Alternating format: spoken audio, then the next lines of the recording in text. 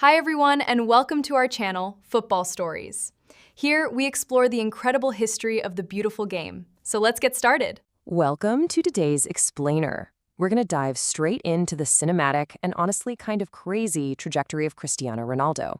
We're going to take the raw data, the historical records, and the direct quotes to really contrast his relentless, impoverished origins with the stark, chaotic reality of his final days at Manchester United. It's a story of absolutely incredible highs and, as you'll see, deeply complex lows. Let's get into it. Now, I want you to think about this quote for a second. It's from his godfather, Fernão Sousa, and it just perfectly frames our entire story. It paints this incredibly vivid picture of a young boy in Madeira whose sheer obsession with the ball forged the foundation of his greatness. He wasn't just playing a game, you know?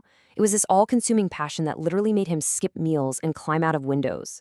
This singular focus is absolutely crucial to keep in mind as we look at his career trajectory. So, Section 1, the boy from Madeira, forged in adversity. Because, look, his path to becoming a global icon was anything but guaranteed. The very foundation of Ronaldo's story is built on profound personal struggles.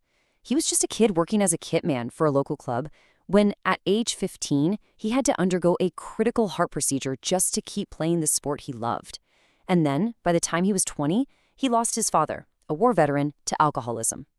These aren't just biographical footnotes. These are deeply personal adversities that fueled a relentless drive, pushing him to the absolute pinnacle of world football. Talk about a staggering contrast, right? We're looking at a 15-year-old boy whose future literally hung in the balance due to a heart condition, who then transforms into a 5-time Ballon d'Or winner, commanding a €172 million yearly salary.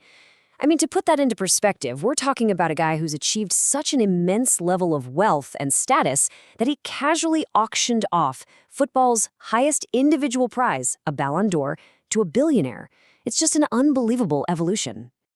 And that evolution brings us to Section 2, a triumphant return, the 2021 homecoming. Let's fast forward 12 years from his massive 2009 departure to Real Madrid, arriving at the sky-high expectations of his August 2021 return to Manchester United. And he didn't just return, he immediately delivered moments of sheer cinematic glory. December of that year, during a thrilling 3-2 victory against Arsenal, boom, Ronaldo smashes home the 800th goal of his professional career. He was breaking records and finding the back of the net exactly as the fans had hoped. His individual brilliance was, for sure, undeniable. He racked up 24 goals across all competitions, including 18 in the Premier League alone. Time and time again, he literally carried the team on his back. Actually, scratch that, it was more like he was dragging them across the finish line. We saw this most clearly with his heroic, game-winning hat-tricks against Tottenham Hotspur and Norwich City, both ending in 3-2 victories where he was the absolute difference maker. But, well, football is a team sport. Moving on to Section 3, a season of turmoil, the collective collapse. Here is where the romantic narrative of his homecoming slams into a harsh, data-driven reality. The chaos unfolded rapidly. In August, the mood was totally euphoric as he signed from Juventus. But by November, the club is in free fall. Manager Ole Gunnar Solskjaer gets sacked after a dismal run of results, leaving Michael Carrick as caretaker. Just a month later in December, Ralf Rangnick is appointed as interim manager. In just his first few months back, Ronaldo was navigating a completely disastrous managerial carousel. The story gets truly fascinating when we look at the wild juxtaposition between the individual and the collective. While Ronaldo stood as the club's undisputed top scorer with those 24 goals, Manchester United collectively stumbled to a 6th-place finish. Even more shockingly, despite his 18 league goals and match-winning hat-tricks, the club recorded a goal difference of 0, finishing with just 58 points. That is literally their absolute worst points tally in the entire Premier League era. The structural failures of the team were highlighted by historic and, frankly, devastating defeats. We're talking about a humiliating 5-0 home loss to arch-rivals Liverpool, a 1-4 away defeat to newly promoted Watford, and a 4-0 thrashing away at Brighton. All of this cemented a really grim reality for the club, a 5th consecutive trophyless season, their longest drought in decades. The fallout from this collective collapse leads us right into Section 4, the Ten Hag fallout, a clash of titans.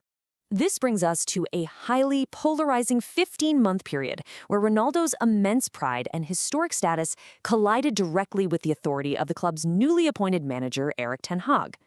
Looking impartially at the situation, it's clear Ronaldo felt a deep, deep sense of betrayal. As he plainly stated in 2022, he felt the lack of mutual respect made their working relationship completely impossible. He did not mince his words here. From the player's perspective, the respect was broken, and therefore the whole shebang was entirely fractured. But taking the manager's perspective years later, in August 2025, we see a totally different framing. Ten Hag firmly denied that the forward was the root of the team's ongoing issues, asserting that Ronaldo was never the problem. He viewed the dramatic and highly public fallout as just a closed chapter in the past, wishing him the best. It's a really fascinating look at how both sides process the ultimate breakdown of their partnership. Which brings us to our final section, Beyond Manchester, the aftermath. After this explosive separation, both the player and the club embarked on vastly different paths to try and reclaim their former glory. Manchester United did briefly find cup success, winning 2 cups, but the instability definitely remained. They fired Ten Hag in late 2024, and by the next season under Ruben Amorim, they had stumbled way down to 15th place in the league. Meanwhile, Ronaldo? He took his relentless, obsessive pursuit of greatness to Al Nassr in Saudi Arabia, where he's currently chasing down an unprecedented milestone, 1,000 career goals. The boy from Madeira just keeps pushing. So, having reviewed the mind-blowing individual stats, the undeniable managerial chaos, and the direct quotes from both sides, I'll leave you with this final thought. Did Manchester United structurally fail a player who was still capable of absolute greatness, or was a legend's return simply destined to clash with the harsh realities of a club in deep transition? It's a massive question, and one that defines one of the most fascinating chapters in modern football history. Thanks for hanging out with me for this explainer, and I'll catch you on the next one. That's all for today. Goodbye. Don't forget to subscribe to the channel.